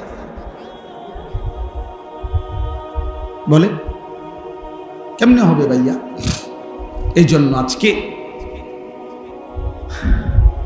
আমরা এটা ইনসাফের সাথে আজকে ফিকির করি। আমি অন্য প্রসঙ্গ বলতে চাইছিলাম, মূলত কোরবানির কথা বলতে চাইছিলাম। এই জন্য ফাসাল্লি লিরাব্বিকা ওয়ানহার এটা পড়ছিলাম, সূরা কাউসার। আর লম্বা করব না, সূরা কাউসার পড়ছিলাম, ছোট্ট 3টা আয়াত। ইন্না আ'তাইনাকাল কাউসার, আল্লাহ বলছেন নবী আপনাকে আমি কাউসার দিয়েছি। কাউসার শব্দের 2 অর্থ, এক হলো খাইরে কাসীর, দুনিয়া আখিরাতের অগণিত কল্যাণ আমি আপনাকে দিয়েছি। এজন্য ভাইয়া আমরা সেই নবীর উম্মত যে নবীকে আল্লাহ দুনিয়াতেও শ্রেষ্ঠ কল্যাণ দিছে, যাকে আল্লাহ আখিরাতেও শ্রেষ্ঠ কল্যাণ দিছে। এমন রাসূল, এত বড় নবী, এত বড় শ্রেষ্ঠতম মায়ার নবী পেয়ে কেউ যদি পথভ্রষ্ট হয়, আহা আফসোস ভাইয়া, আফসোস। ছেলেরা ফিরে আসো, বাপ বাবারা ফিরে আসেন। নওজোয়ান ছেলে তোমরা যারা নামাজ পড়ো না বাপ, নামাজ পড়ো। আগামীর পৃথিবীতে মাহাদির পক্ষে যদি যুদ্ধ করতে হয়, দাজ্জালের বিরুদ্ধে যদি লড়তে হয়, সেজদা লাগবে। সেজদা কি লাগবে? হাদিসে আছে ঈসা আলাইহিস সালাম আসরের নামাজের সময় নেমে আসবে জমিনে, আর ফজরের নামাজ পড়ে ইমাম মাহাদির বাহিনী নিয়ে ফজর পড়ে মাহাদি এবং ঈসা ফজরের মুসল্লি, ফজরের মোমেনদেরকে সাথে নিয়ে দাজ্জালের বিরুদ্ধে চূড়ান্ত শেষ লড়াই নামবে, শুরু করবে, এবং ওই আক্রমণেই ঈসা আলাইহিস সালামের হাতে দাজ্জাল নিহত হবে। এজন্য ফজরের মুসল্লি যারা ঈসা এবং মাহাদির সঙ্গী, তারা ফজরের মুসল্লি যারা দাজ্জালের বিরুদ্ধে লড়বে, তারা তাহলে 7:30 8টা বাজে 9টা বাজে উঠা নাফরমান তুমি কোন দিকে যাইবা?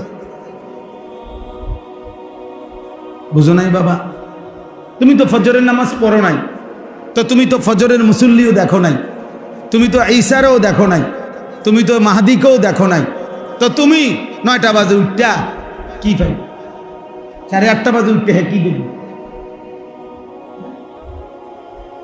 মোমেনের বাহিনী তো চলে গেছে যুদ্ধে, নাফরমান তখন পড়ে আছে।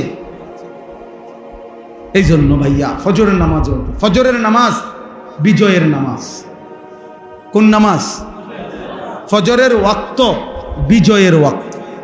হ্যাঁ হ্যাঁ, এই আগের কথা শুনেন, এই যে 10ই মে, এই মাসের 10 তারিখ শনিবার ফজরের নামাজ পড়ে সারা পৃথিবীর চ্যানেলে আসছে, এটা সব খবরেই আসছে।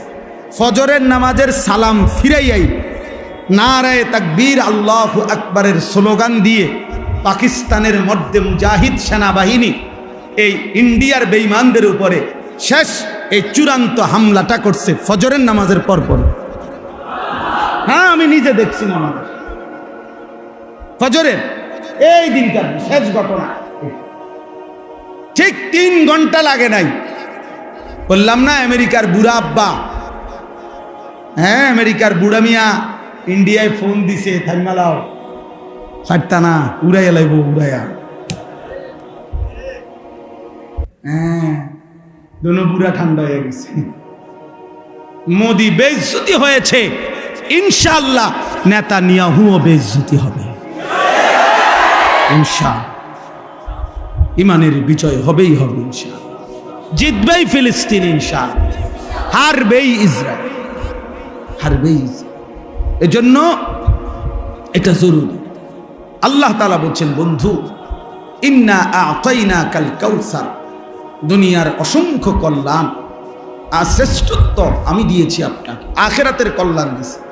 হাউজে কাউসার এরপরে দ্বিতীয় অর্থ হইল হাউজে কাউসার মানে জান্নাতের একটি নহর, যেটা হাসরের মাঠে আল্লাহ তাআলা আমাদের নবীর জন্য আলিয়া হযরতের জবানে ছোটবেলায় ছাত্র জীবনে কুমিল্লা চক বাজারে একটা মার্কেটের সামনে মাহফিল হয়েছে, ওইখানে ওনার মুখে এই সূরা কাউসারের ওয়াজ শুনছি ছাত্র জীবন। তো আল্লাহ তাআলা বললেন যে বন্ধু আমি আপনাকে হাউজে কাউসার দান করলাম, সেটা শ্রেষ্ঠতম একটা জান্নাতের নহর। নবীজি বলেন আমার উম্মতকে আমি সেখান থেকে পানি পান করাবো। হাউজে কাউসারের পারে এত বেশি পরিমাণ পাত্র থাকবে, গ্লাস পেয়ালা, নবীজি বলেন আসমানের তারকার চাইতেও বেশি।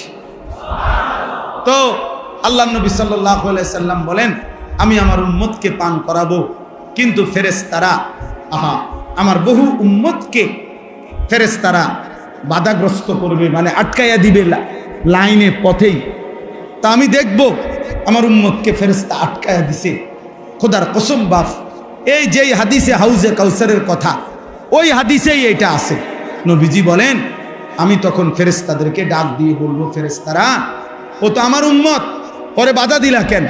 তখন ফেরেশতারা বলবে যে ইয়া রাসূলুল্লাহ আপনি জানেন না, ইন্নাকা লা তাদরি মা আহদাসু বা'দাক, আপনার পরে এরা কি করেছে, আপনার দিন বিকৃত করে দিয়েছে, আপনার 23 বছর ভুলে গেছে, আপনার সুন্নাত আপনার জিন্দিগি, আপনার চেহারা, আপনার আখলাক, আপনার সিরাত, আপনার সুরাত সব কিছু তারা উল্টা করে ফেলেছে, বিরোধিতা করেছে, এর উল্টা করেছে, নিজের মন মতো জিন্দিগি চালাইছে। এই জন্য আমরা বাধা দিলাম। তো আল্লাহর নবী বলবেন সোহকান সোহকান লিমান গাইয়ারা বাদি, দূর হবে ঈমান, যা নাফরমান উম্মত বের হ, তোদের জন্য আমি 23 বছর কাঁদছি, বিনিময়ে 23 বছর কাইন্দাও যেহেতু তোদের মন গলাইতে পারলাম না, তো আজকে যা দূর হ, আমার সুপারিশও লাগবে না, হাউজে কাউসারেরও পানি লাগবে না, যা যা বেটা সব। সেদিন বুঝবা দোস্ত, কাছে আইসা নবীজিকে দেইখা যখন বিতাড়িত হয়ে যাবে, তখন কি পরিমাণ কলজাটা ছিঁড়ে যাবে, তখন সে বুঝবে হায় এত বড় হাসরের ময়দানে আজ আমার কোনো আশ্রয় না। ফামালিজ জালিমিনা মিন আনসার। রব্বুল আলামিন বলেন সেদিন জালেম আর কোনো সাহায্যকারী পাবে না। فإذا نفخ في الصور فلا أنساب بينهم يومئذ ولا يتساءلون।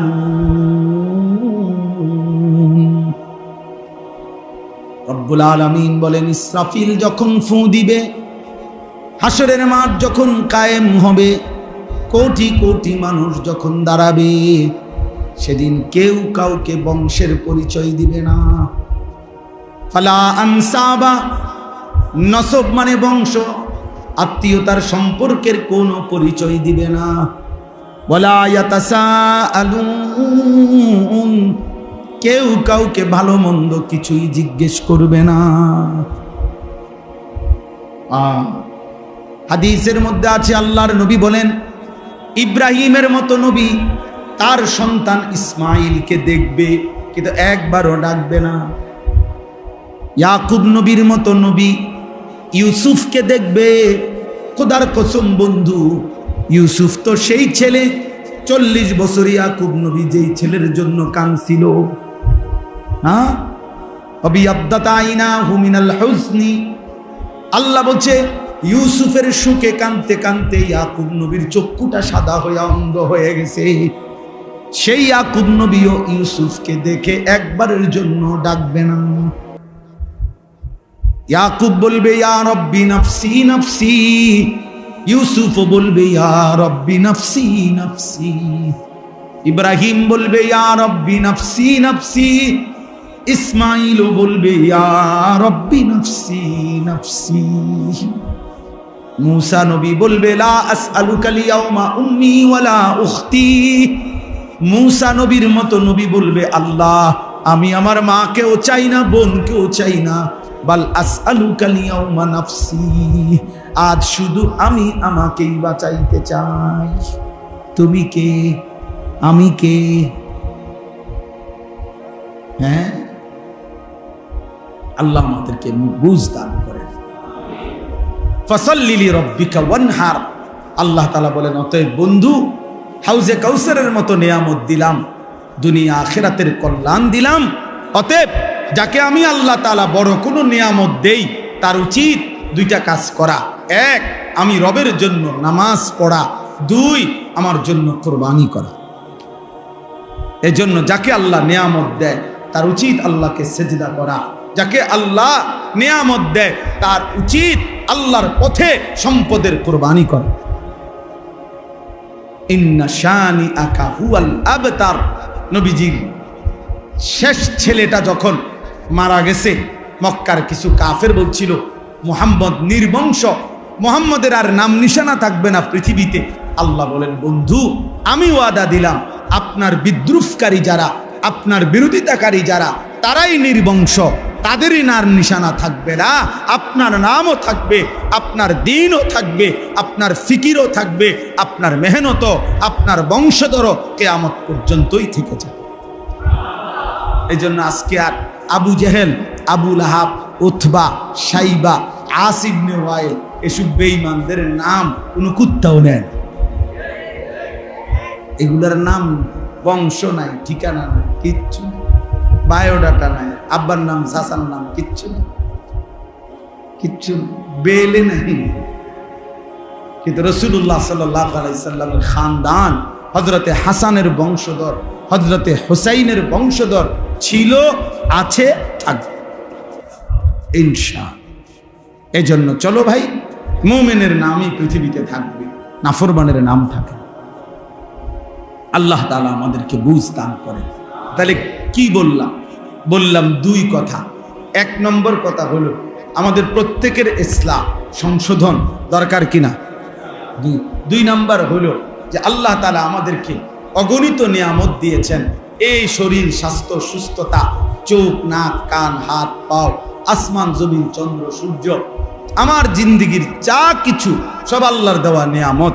অতএব এই নিয়ামতের শুকর হিসাবে উচিত আল্লাহকে সেজদা করা। কাকে সেজদা করা? ফাসাল্লি লিরাব্বিক, আল্লাহকে সেজদা করা, নামাজ পড়া এবং কোরবানি সহ, মানে আল্লাহর পথে নিজের সম্পদ ব্যয় করা। এই জন্য আজকে এই শেষবারের মতো আমার কিশোর যুবক ভাই, তোমাদের কাছে আমার একটা শেষ অনুরোধ, তোমরা নামাজ পড়ো। বলো ভাইয়া ইনশাআল্লাহ, বলো নওজোয়ান, বলো ইনশাআল্লাহ। একটা আমি এত বড় বুজুর্গের মাদ্রাসা, এত বড় মহান মানুষের এই মাদ্রাসা, অনেক আলেম ওলামা, তালিবে এলেম, আমি একটা আবদার করি, রাগ হইও না, শরমও পাইও না, শরমের কিচ্ছু নাই। আল্লাহর জন্য তুমি হিম্মত করো, দেখো ইনশাআল্লাহ দুনিয়াতেও সম্মানিত হইবা, আখিরাতেও সম্মানিত হইবা। আমার একটা আবদার আছে, আবদারটা হইল তোমরা যাদের এই চুল, এই ডান দিকে বাম দিকে সামনে বড়, এই ফ্যাশনেবল চুল, তোমরা দাঁড়াইয়া বলো যে এই চুল কাইটা ফেলবা, সমান করবা, চান বলো, যে নিয়ত করো, এক হিম্মত করো। আমি দোয়া করুন দিল থেকে ইনশাআল্লাহ। এত তালেবে ইলম দোয়া করবে, ওলামায়ে কেরাম, তোমরা লজ্জার কিচ্ছু নাই, তুমি ঠকবা না ইনশাআল্লাহ, তুমি জিতবা। আমি বললাম তুমি জিতবা, দাঁড়াও, হিম্মত করো না। যাদের চুল না দাঁড়াও, দাঁড়াইতে হবে, দাঁড়াও বাবা, মাশাআল্লাহ, শর্মায়ও না, হিম্মত করো, হিম্মত করো যুবক, নিয়ত, পাক্কা নিয়ত করে দাঁড়াও, ধোকা দিও না। আমি কোনো তোমার লেগে ভোটে দাঁড়াইছি না, কাজেই আমি তোমার আখিরাতের আশায় বলছি, পাক্কা নিয়ত ইনশাআল্লাহ। নিয়ত ঠিক আছে তো ইনশাআল্লাহ? কি করবা ভাইয়া কও? চুল সোজা করবো, সোজা বলো কি করবা? আল্লাহ তোমাকে তৌফিক দান করে। হুজুর আপনারা এদের জন্য দোয়া করবে, তালেবে ইলম তোমরা বলো তাদের জন্য দোয়া করবা কিনা? আল্লাহ তাআলা এই যুবকদেরকে আগামীর মাহাদির সৈনিক হিসাবে কবুল করে নেন ইনশাআল্লাহ। তোমরাই লড়বা ইনশাআল্লাহ। আগামীর পৃথিবী ইসলামের পৃথিবী ইনশাআল্লাহ, কোরআনের পৃথিবী ইনশাআল্লাহ। সারা পৃথিবীতে দুশ্মন নিজেদের অস্ত্র খুলে ফেলছে, আর ইমানদারও ইনশাআল্লাহ জান দেওয়ার জন্য রেডি হয়ে আছে। বিজয় আসবেই মুসলমান। আল্লাহ আমাদেরকে তৌফিক দেন। আজকের এই মজলিস আল্লাহ তাআলা কবুল করে নেন। একটা ছোট্ট আবদার আছে, ছোট্ট আবদার হলো, এখানে যেহেতু বেশিরভাগ কিশোর যুবক, নওজোয়ান বেশি, তারপরেও যার তৌফিক হয়, আমি মহব্বতের সাথে আমাদের এই মাদ্রাসার জন্য একটা ছোট্ট কাজ জরুরিভাবে করা দরকার। মাদ্রাসার একটা রান্নাঘর নির্মাণ করা হবে, তালেবে ইলম যেখান থেকে খাবার রান্না হবে, তো তালেবে ইলম খাবে, আল্লাহর কোরআন পড়বে, ইনশাআল্লাহ এতে বরকত হবে। তো এই রান্নাঘর নির্মাণের জন্য ৬,০০০ ইট দরকার, 2 বান টিন দরকার, 30 ব্যাগ সিমেন্ট দরকার, লাল বালু 2 গাড়ি দরকার। আমার একটা অনুরোধ আছে, অনুরোধটা হলো তোমরা যারা মাদ্রাসার, এই মাদ্রাসার ছাত্র ভাই, তোমরা একটু কোরবানি করতে হবে, একটু কষ্ট করতে হবে। কষ্টটা হলো এই 4 খুঁটির মাঝের যে জায়গাটা, এটা মাদ্রাসার ছাত্ররা ছেড়ে দাও, এই ডানে বামে গিয়ে বসো। এলাকার আশপাশের ছেলে, বয়স্ক, মেহমান যতজন আছে সবাইকে মাঝে বসতে দাও। তোমরা কষ্ট করে সাইডে যাও, যাও বাবা, সব যাও, কথা বলো না, কথা বলো না ভাই, কথা বলো না। মাদ্রাসার ছাত্ররা দুনো পাশে চলে যায়।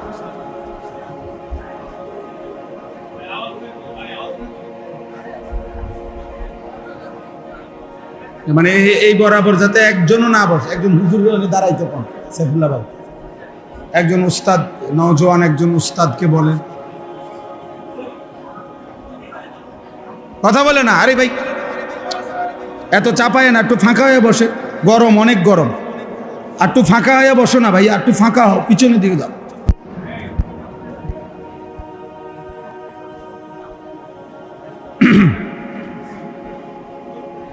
আলহামদুলিল্লাহ আলহামদুলিল্লাহ নাহমাদুহু ওয়া নাস্তাঈনুহু ওয়া নাস্তাগফিরুহু ওয়া নু'মিনু বিহি ওয়া নাতাওয়াক্কালু আলাইহি ওয়া নাউযু বিল্লাহি মিন শুরুরি আনফুসিনা ওয়া মিন সাইয়্যিআতি আ'মালিনা। من يهده الله فلا مضل له ومن يضلله فلا هادي له ونشهد أن لا إله إلا الله وحده لا شريك له ونشهد أن سيدنا وحبيبنا ومولانا محمدا عبده ورسوله أما بعد فأعوذ بالله من الشيطان الرجيم بسم الله الرحمن الرحيم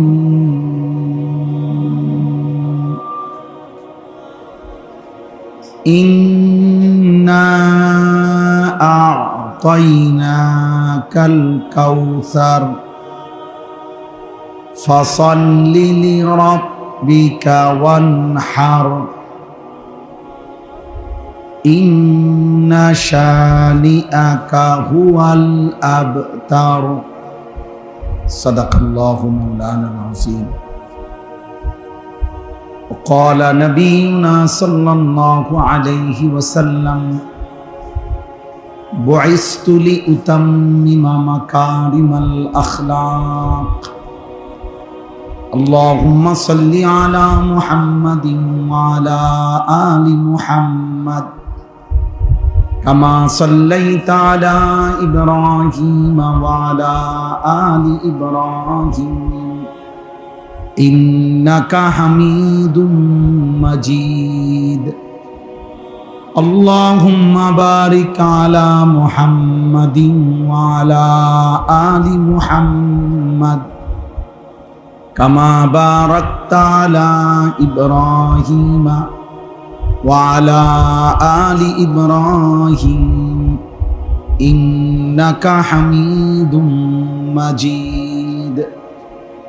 سبحانك لا علم لنا إلا ما علمتنا إنك أنت العليم الحكيم. الحمد لله আল্লাহ পাক রব্বুল ইজ্জত জুল জালাল ওয়াল ইকরামের ফজল কারাম, রব্বুল আলামিনের অপরিসীম ইহসান, মেহেরবানি, দয়া, আল্লাহ তাআলা আমাদেরকে আজ 24 মে 2025 রোজ শনিবার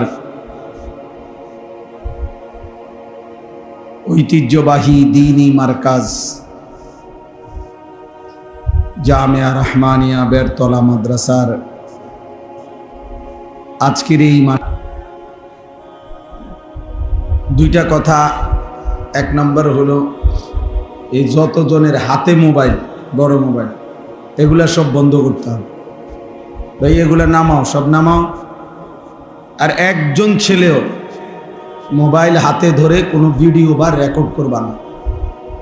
আমি পরিষ্কার নিষেধ করলাম, পছন্দ না হলে বাইরে হয়ে যাও, আর নাই তো আমি বের করে দেব। এজন্য দয়া করে তোমার ভালো না লাগলে কথাটা তুমি চলে যাও। এটা এখানে কোনো ব্যাপক জনসমর্থনের কিচ্ছু নেই, আমি কোনো ভোটে দাঁড়াইছি না, বা এটা কোনো নির্বাচনী প্রচারণায় আসি নাই যে মনে হোক জনগণ হইলে হয়েছে। এটা ইসলাহি মজলিস। 2 নম্বর কথা হলো, ভাই তোমরা যারা দাঁড়ায় আছো তোমরা বসো, আর নাই তো যাও যাও বাইরে গিয়া রোদ পাও। মাশাআল্লাহ, অসুবিধা নাই, সবাই শুনতে হবে, জরুরি না।